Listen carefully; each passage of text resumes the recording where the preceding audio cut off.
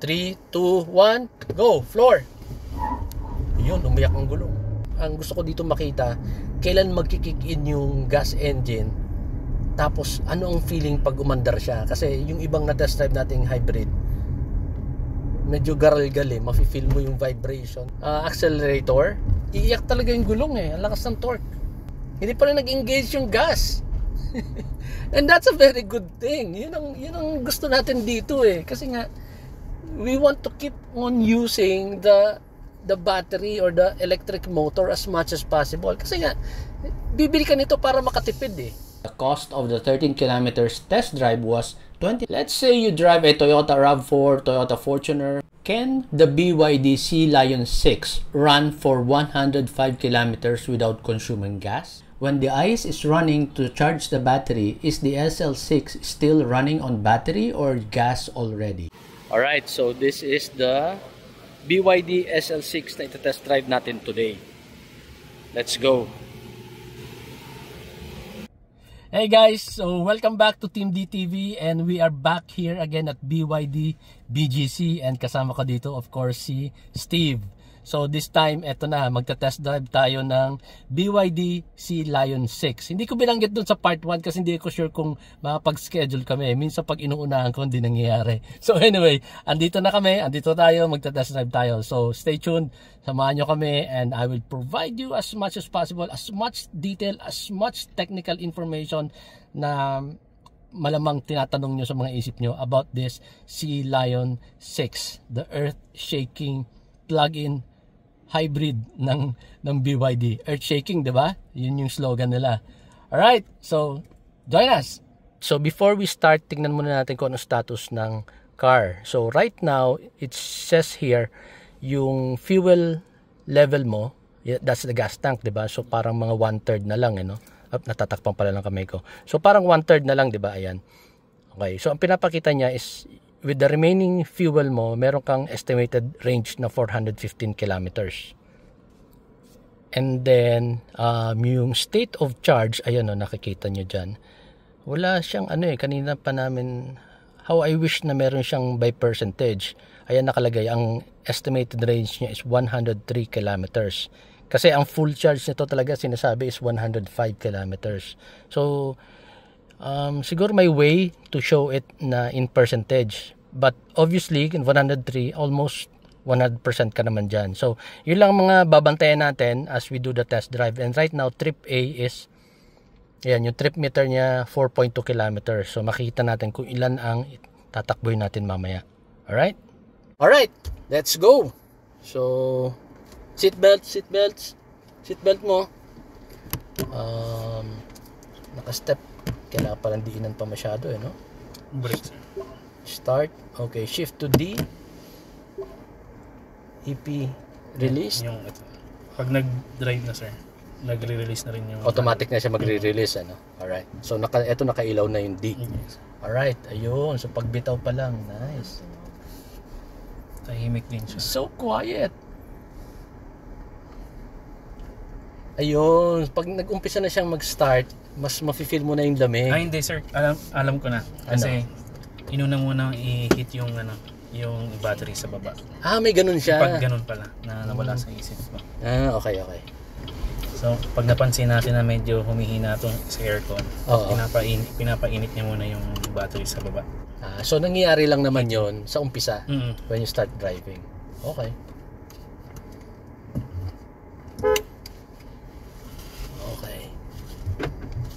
Yun.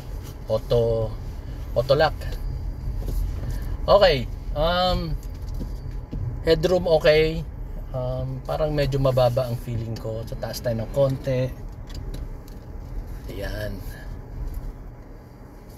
Okay. Adjust ko muna ang mga salamin. Mukhang matangkad yung previous driver nito. Matangkad nga kanina. Kaya masyadong off sa akin. Tira mo, ang dami kong ina-adjust. Okay. Ayan, mas maganda. Fasten the seatbelt. See? I reminded you na kanina. Baby. Na-detect niya, alam niya. Mamaya sabihin pa niya pangalan mo. Okay.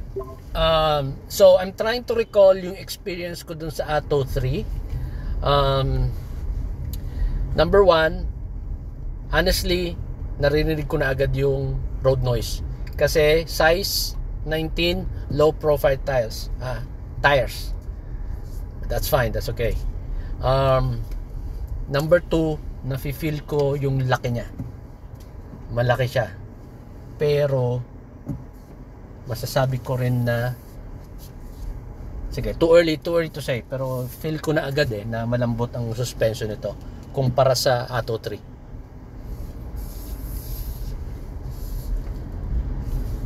Ooh, ang smooth na acceleration. Okay.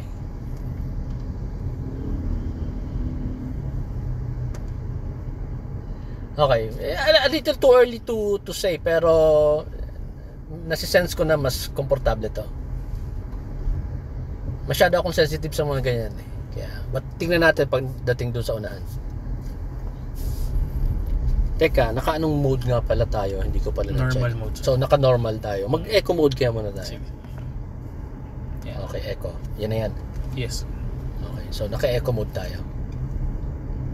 Yun, mas medyo humina yung ano niya. Yung response, which is okay. City driving naman tayo wala namang point na mabilis ka dito. There, 'di ba? Mas comfortable nga ang suspension nito. Yung visibility, ang ganda ng tingin ko sa unahan. I can see the hood. Yung side mirrors, okay lang, comfortable, madaling tumingin all around.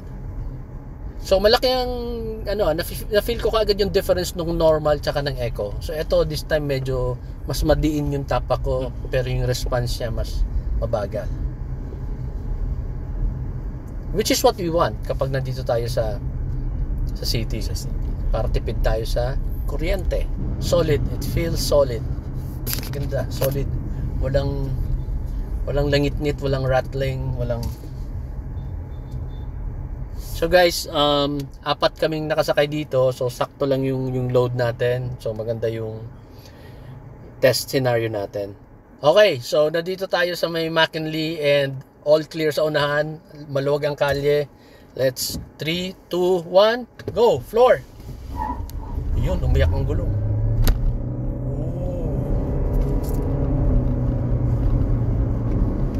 95 kilometers per hour. Hinahanap ko yung indication na umandar yung engine Parang hindi Ang lupit. Wala Wala. Even sa wala akong narinig na umandar 95 kilometers per hour inabot yung speed namin dun kanina. Okay.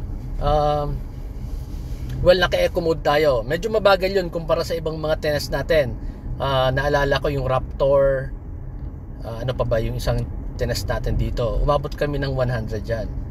Ito hindi umabot kasi naka-eco and apat kami. So isa pa ulit na takbo.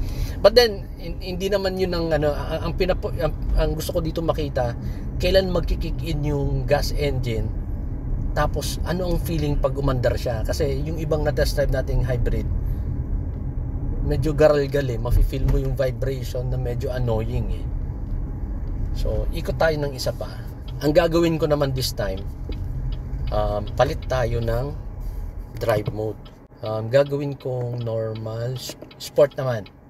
Okay? Gusto ko marinig yung makina Gusto ko siyang umandar Yung sinabi niya sir na 60. Oo. So hindi siya sa 60. Ayan, floor.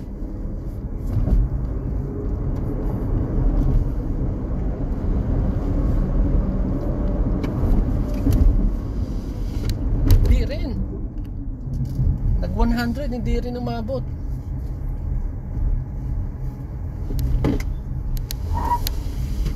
Ang lakas. Ang lakas kapag nakaliko ka ng let's say mga half turn ng steering wheel, tapos nadiinan mo yung accelerator, iiyak talaga yung gulong eh. Ang lakas ng torque. Di ko maano. I think ayoko na ulitin kasi short lang yung kalye eh. Mamaya ma-aksidente kami. So how I wish na madrive ko to sa highway. Pero I'm telling you guys, flinor ko kanina, naka-sport, hindi pa rin nag-engage yung gas. And that's a very good thing. Yun ang gusto natin dito eh. Kasi nga we want to keep on using the battery or the electric motor as much as possible. Kasi nga bibili ka nito para makatipid eh. So that's a very good thing. All right? Now, I think the next question is, sa mga tinakbo natin kanina, how much naman ang na-deplete doon sa, how much ang na-discharge doon sa battery? Ay hindi, umandar na siya ng konti kasi 404 yung fuel tank niya. Yung estimate naman for the fuel tank naging 414. Kanina bago tayo umalis 415. So hindi pala tayo ganun ka sobrang excited na akala natin di umandar. Nag-kick in na rin siya. Pero eto ka, wala ni isa sa amin nakaramdam na umandar siya. Yun naman yung point doon. Iramdam. Okay guys, so pabalik na tayo sa BYD BGC and pakita ko lang sa inyo. So ayan, sakto 17.2, umalis tayo kanina 4.2. Tama? So 17 minus 4, naka 13 kilometers tayo. Alright? So umalis tayo, 415 yung estimated range ng gas, naging 414. So parang nabawasan lang siya ng konti because humataw nga tayo kanina. And then yung remaining range ng battery is 87 kilometers. So ayan, yan yung nabawa sa tinakbo natin na 13 kilometers. Okay, let's do some analysis on the data that we collected from the test drive. Before we started, the estimated range of the battery was 103 kilometers. After the test drive, we were left with 87 kilometers. Let's convert the estimated range to percentage. 103 kilometers is 98% of the 105 kilometers maximum range, right?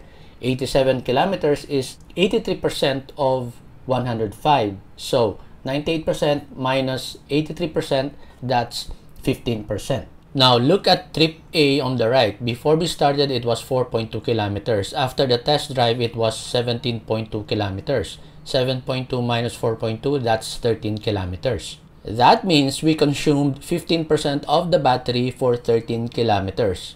Are you with me so far? So 15% of the 18.1 kilowatt hour capacity of the Blade battery is 2.72 kilowatt hours. For the 13 kilometers distance, we consumed 2.72 kilowatt hours. That's 4.78 kilometers per kilowatt hour average. Let's say the electricity rate is 11 pesos per kilowatt hour. The cost of the 13 kilometers test drive was 29 pesos and 92 cents. Let's say you drive a Toyota RAV4, Toyota Fortuner, Ford Everest, or Territory.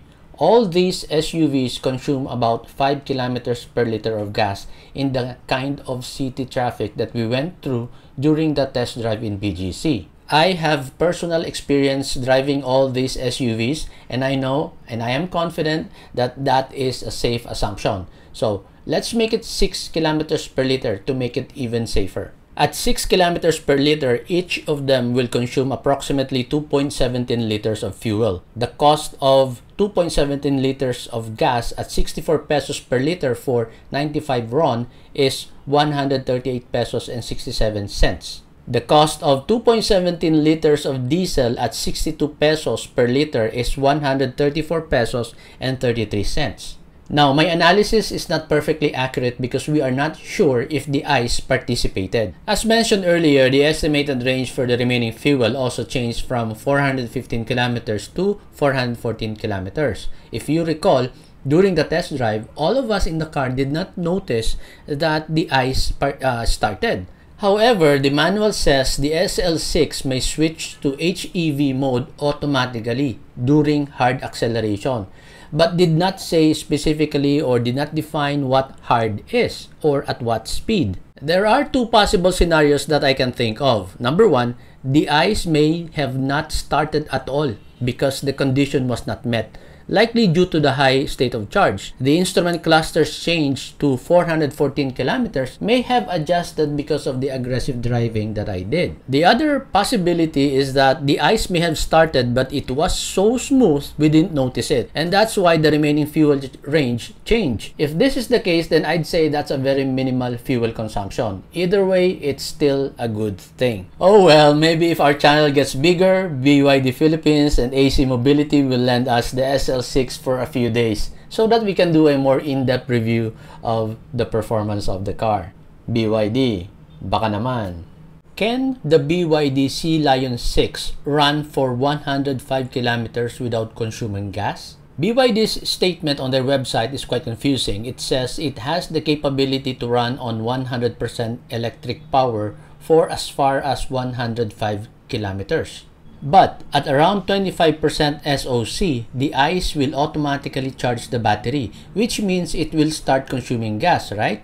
Meaning only 75% or 78 kilometers is pure electric. That confusion can probably be clarified by the next question. When the ICE is running to charge the battery, is the SL6 still running on battery or gas already? At 25 SOC, it still runs on pure electric motor but the ICE is already charging the battery. But then again, the behavior will change depending on your driving style and your demand for power. It can switch to HEV mode at any point to assist the motor, which will then lead me to the third question that I myself don't have the answer yet. Why give us the option to select between EV and HEV when it can be overridden by the system on certain conditions? The manual says in EV mode, the vehicle may switch to HEV mode during rapid acceleration, among other conditions listed. And then it also says that in HEV mode, when the SOC level is high or the power demand is low, the vehicle will prioritize EV drive,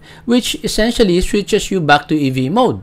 So why not just remove the EV and HEV switch and let the system do the magic?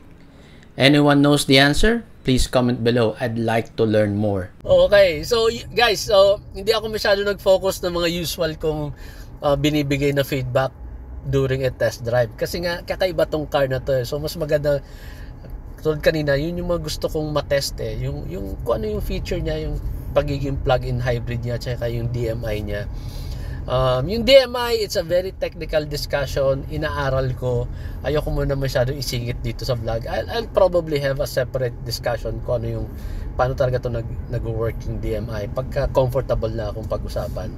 But it must be a very promising, very malupit ang technology in DMI kasi Toyota na ipag-partner kay BYD. The fact that Toyota is interested with the DMI ng BYD, that says a lot, di ba? In terms of maganda ba yung technology, in terms of reliable ba yung technology, kung si Toyota nga gustong gamitin, di ba? Okay guys, that's it. Thank you for watching and thanks again Steve for arranging our test drive. Kung meron pa po kayong tanong, if you need more details, please feel free to reach out to Steve. Ilalagay ko po yung number niya dyan. Alright? Drive safe. Bye! If you like this video, please do not forget to subscribe to our YouTube channel. We are also on Facebook. Please like and follow our page.